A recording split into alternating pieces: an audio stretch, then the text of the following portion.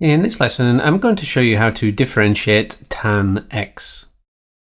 Now, over on the right-hand side here, I've got a few rules which will come in handy. The first one is the quotient rule.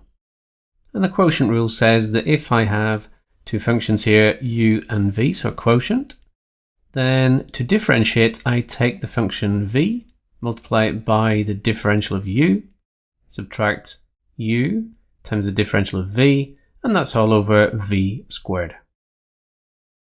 Now, the rule that come in handy is that when we differentiate sine x, we get cos x. When we differentiate cos x, we get negative sine x, and that sine squared x plus cos squared x equals 1.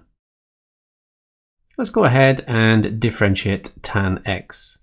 Well, we need to know that when we look at tan x, we can actually rewrite it as sine x over cos x.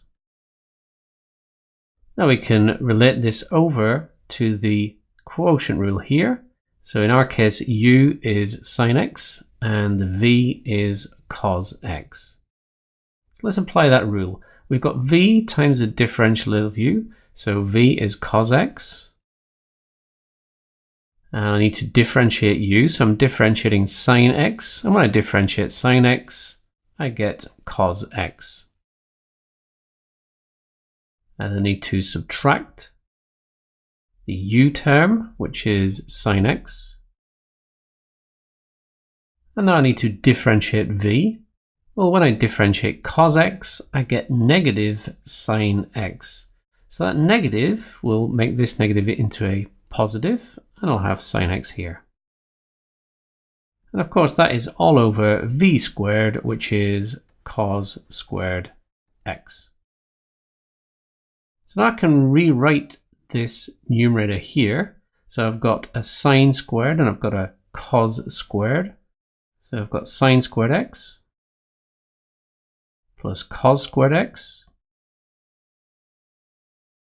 And that's all over cos squared x. Now I know that sine squared x plus cos squared x, well, that's equal to 1. So I have 1 over cos squared x.